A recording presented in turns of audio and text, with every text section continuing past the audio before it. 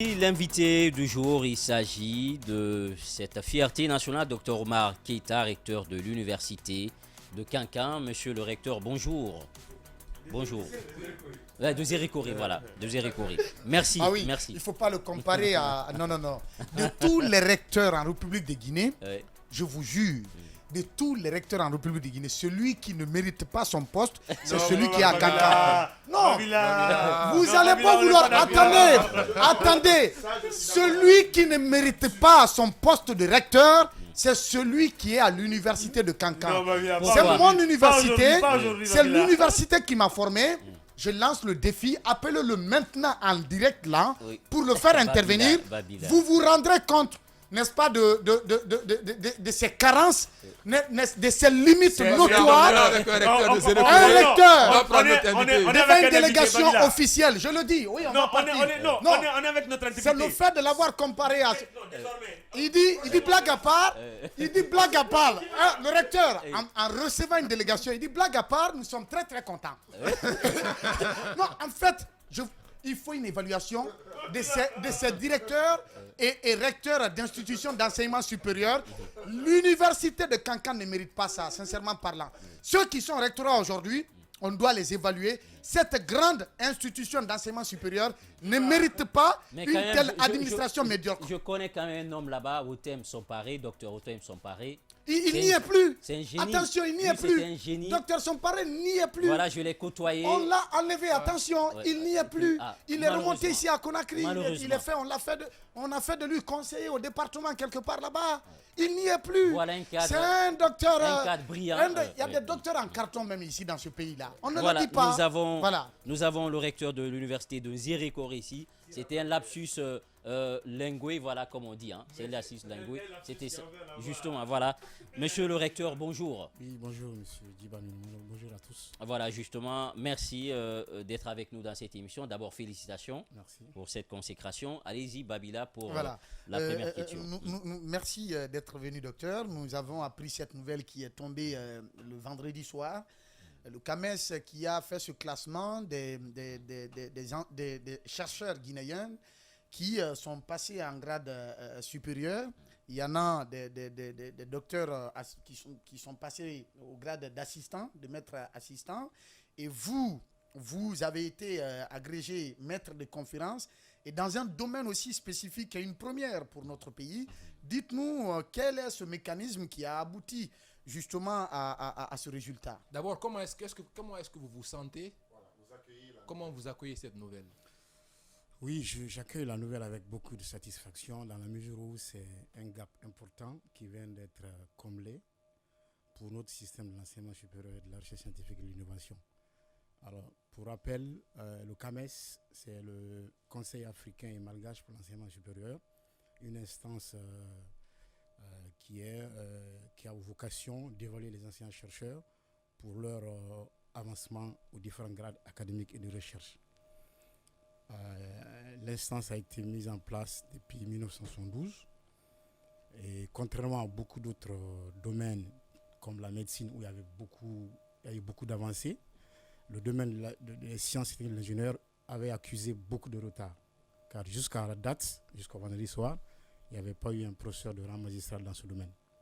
Donc on accueille la nouvelle avec beaucoup de satisfaction, à la fois pour ma personne, mais aussi pour le ministère, parce que ça vient quelque part récompenser la bonne politique de notre ministère en matière d'ouverture vers le CAMES et en matière d'incitation des anciens chercheurs à aller vers le CAMES.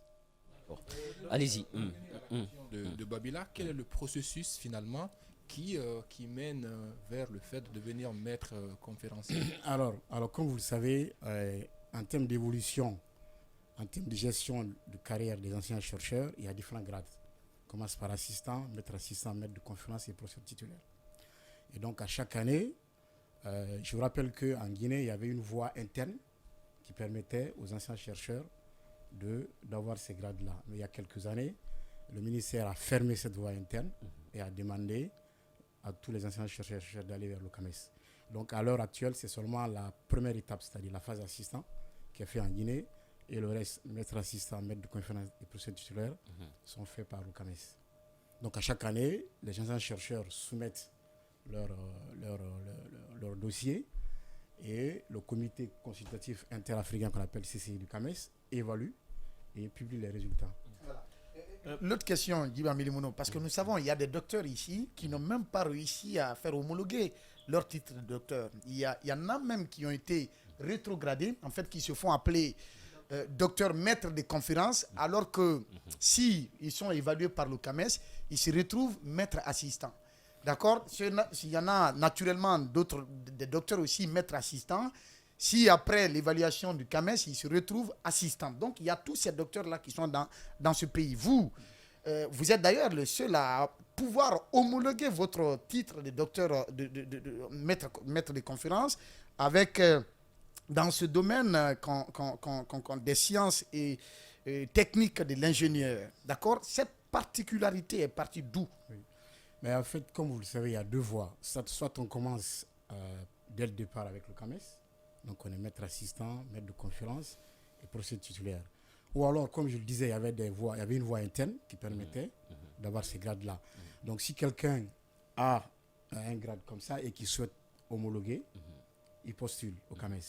Mais sauf que c'est un petit peu compliqué parce que les exigences du CAMES sont un petit peu supérieures aux exigences nationales. Donc ça fait que, par exemple, quelqu'un qui a un titre de maître de conf en 2015, s'il veut homologuer, le CAMES regarde les exigences du CAMES de 2015 et il compare. Et comme je le disais tantôt, souvent les exigences sont supérieures à celles de la Guinée. Ça fait que certains sont obligés de rétrograder afin de repartir. Alors moi j'ai eu la chance que mon titre a été homologué. C'est vrai que vous le soulignez tout à l'heure. C'est vraiment très rare. Parce qu'en fait, depuis 2017, moi j'étais déjà maître de conférence de la France. Je suis arrivé et j'ai homologué mon titre en 2020 ici. Parce que le CAMES n'homologue pas le titre de quelqu'un qui n'appartient pas à son espace. Donc j'ai dû homologuer mon titre en 2020 en Guinée et après passer au CAMES pour l'homologation. Donc en 2017 déjà, je remplissais quelque part beaucoup d'exigences du CAMES compte tenu du fait que j'avais déjà beaucoup travaillé en France avant d'être là. Donc ça a dû jouer un petit peu. Aujourd'hui, il y a plusieurs étudiants qui nous écoutent et des profanes aussi, et qui savent pas distinguer un enseignant, un assistant, un maître de conférence et autres. Qu'est-ce que ça implique d'être maître de conférence? Alors, c'est une gestion des carrières des enseignants-chercheurs. Alors déjà, dans l'enseignement supérieur, pour être admis, il faut avoir le doctorat. Avant, on prenait les gens avec des titres de master et tout ça, mais il y a quelques années, le ministère a imposé le doctorat. Ce qui est normal parce que dans la plupart des pays, c'est le cas. Donc, dès qu'on a le doctorat, la première phase, c'est être assistant. Et après, pour passer assistant, maître assistant, il faut un certain nombre de publications. Il y a des critères scientifiques et de recherche qu'il faut remplir. Et après, vous passez maître de conférence. Il y a encore des critères scientifiques et de recherche à remplir et jusqu'à ce qu'on devienne professeur titulaire. C'est la dernière étape.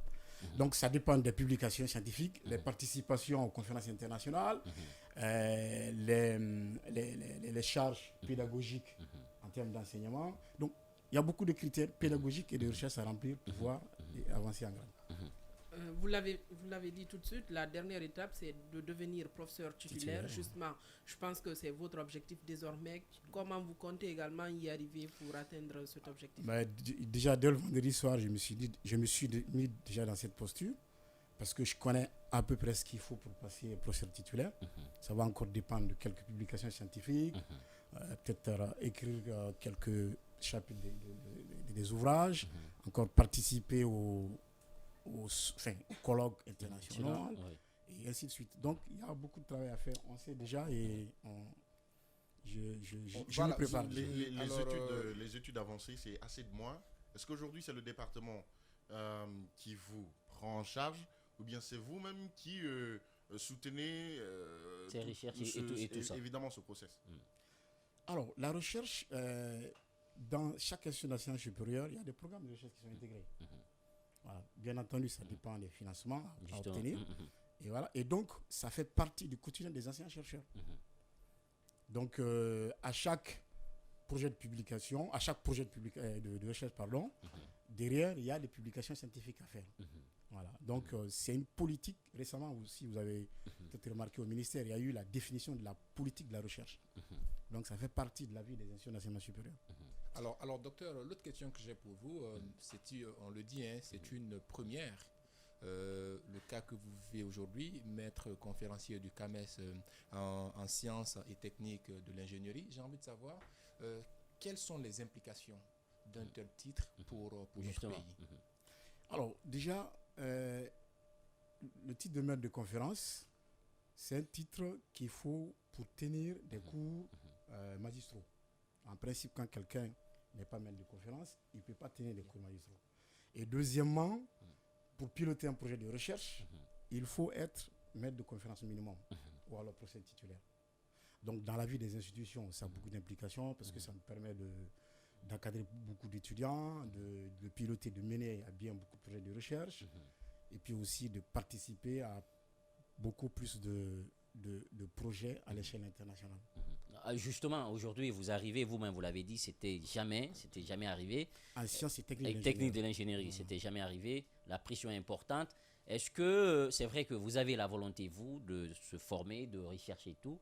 Est-ce qu'on peut dire finalement, c'est la Guinée aussi, il faut mettre cela aussi sur le compte du département avec la politique aujourd'hui qu'on est en train de définir? Justement, comme je disais à l'entame, il y a une très bonne politique de notre ministère par rapport à l'ouverture vers le CAMES. Il y a eu récemment même le secrétaire général du CAMES qui a été invité à la Sénari ici. Justement. Voilà, il était présent même dans la salle le jour où j'ai modéré cette conférence. Il y a une bonne politique d'ouverture, mais aussi il y a une bonne politique d'incitation menée par le ministère à faire en sorte que les anciens chercheurs aillent vers le CAMES. Peut-être deux questions avant de laisser l'invité parce qu'il doit faire un déplacement. Allez-y. Peut-être une dernière question. On ne va pas vous laisser sans parler de votre université. Il y a 1 ou 2 semaines en arrière, nous déballions une situation qui était en train d'être gérée par la gendarmerie régionale d'Inzérékoré. Votre université, la gestion est aujourd'hui pointée du doigt par certains, disons, par certains de vos collaborateurs de l'université. Et on parle notamment du département des ressources humaines qui est à l'arrêt. On parle aussi de la fuite de votre chauffeur. On parle également du passage des inspecteurs. Dites-nous, qu'est-ce qui se passe à l'université d'Inzérékoré? Dans quel état vous avez trouvé cette université? Et qu'est-ce que vous avez apporté en termes de réforme? Très rapidement, je n'avais pas voulu m'exprimer sur ce sujet, mais... Juste rapidement, allez-y. Alors, vous savez, tout cela procède de la volonté d'un cadre du rectorat à ternir l'image de l'institution. Le premier sujet, concernant la fermeture de la faculté des lettres et sciences humaines. Ce n'est pas ressources humaines, c'est faculté des lettres et sciences humaines. C'est que par le passé, il y avait une politique du ministère à spécialiser les institutions dans des domaines précis. Mais sauf que ça n'a pas continué. Donc l'université de Zérékoré était censée être spécialisée en environnement. Et donc dans les autres filières, on avait commencé à arrêter d'envoyer les étudiants. Mais comme le ministère est revenu sur la politique, et donc il n'y a eu jamais d'arrêté du ministère pour dire de fermer la faculté. Donc ces enseignants-là sont à la disposition. Et ils doivent avoir des primes de fonctionnement. Donc quand l'argent vient, on met à leur disposition. D'ailleurs, Zérékoré n'est pas la seule, parce que l'université de l'Abbé est dans la même configuration. Voilà. Maintenant, sur le deuxième sujet, ce que je trouve pathétique et gravissime, c'est qu'il y ait un cadre du rectorat, nommé par décret présidentiel, qui se permet de mettre un document aussi confidentiel qu'un rapport de l'UGE sur la place publique.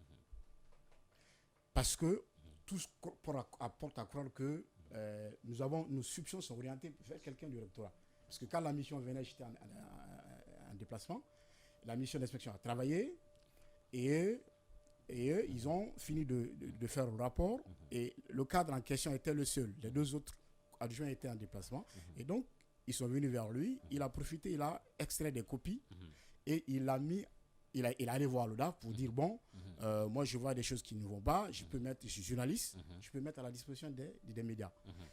Qu'est-ce qui s'est passé? C'est que Zérékoré, peut-être que certains le savent, est actuellement une université qui a effectué beaucoup plus de réformes. Et comment on a procédé? Les institutions nationales supérieures n'ont pas beaucoup de budget pour faire face aux travaux d'infrastructure. Donc nous avons appliqué une politique d'austérité sur certaines lignes. On a fait des transferts interlignes pour dégager de la marge afin de réaliser certains travaux d'infrastructure. C'est le cas du gazonnage du stade, le portique, l'aménagement, les étangs piscicoles. Mais sauf que ça ne fait pas des heureux parce qu'on est obligé de fournir des efforts personnel sur nous-mêmes. Justement. Et c'est ce qui explique la volonté de ce cadre-là. C'est qui ce cadre? C'est qui ce Non, cadre? je me réserve de dire votre nom, mais vous allez le savoir. D'accord. Mais je pense que c'est des pratiques Les enquêtes rétrogrades de la gendarmerie sont qui n'honorent pas notre enseignement supérieur et je suis sûr que le ministère en tirera toutes les conséquences. Et pour votre chauffeur? Alors pour le chauffeur, c'est aussi de la mauvaise volonté parce que le problème est déjà résolu. Il y a un entrepreneur qui a travaillé chez nous et à qui on devait de l'argent. Il est arrivé le 12, il a déposé sa facture, il devait repartir à Conakry parce que sa femme était malade. Il a demandé à l'agent comptable d'envoyer de l'argent sur son compte. Ce dernier a dit, actuellement on est suivi nous, moi je ne peux pas, indique quelqu'un. Et comme il est sûr du recteur, il a dit, bon, va remettre à l'agent du chauffeur, au chauffeur du recteur, pour que le chauffeur dépose sur mon compte. Et il m'appelle pendant 1h, 12h30, quand j'étais à la maison avec le chauffeur. Je lui demande de venir, il vient, il remet l'argent au chauffeur. Et j'ai demandé au chauffeur d'abord de me déposer à l'université avant d'aller à la banque. Il m'a déposé à l'université, il a pris la fuite, il est parti avec l'argent. Wow. Heureusement, il a été interpellé à la rentrée de Kinia. Un grand ouf de soulagement parce que, quel que ce que j'allais faire, je n'allais pas être disculpé. Oui. Le monsieur a été interpellé, conduit à la gendarmerie de Zérekoré. Il a reconnu les faits. Et puis il a reçu l'argent de l'entrepreneur.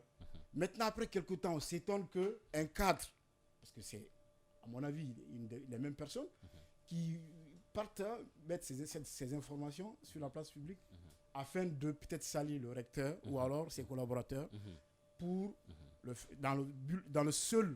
pour le seul objectif que ce monsieur est un peu frustré parce qu'il ne reçoit plus ce qu'il avait avant à cause de la bonne politique d'austérité qu'ils nous ont mise en place pour le développement de l'université. Donc voici, c'est des faux problèmes, ça procède de la mauvaise foi et je pense que le cadre en question, il est journaliste, malgré qu'il effectue ces métiers parallèles. Il a un décret présidentiel qui fait de lui cadre de lectorat, mais parallèlement, voilà, il est journaliste. Il profite de ce métier parallèle pour essayer de divulguer un document aussi confidentiel. C'est pathétique et je pense que ça mérite d'être corrigé. Voilà, justement, et espérons que le département va prendre les mesures qui s'imposent pour essayer de rectifier, de corriger cela, puisque ça risque de compromettre un peu la cohabitation. Absolument. Et ça va avoir des conséquences sur la gestion même de l'université et la politique à mettre en place. Merci et félicitations à vous et bon courage. Merci.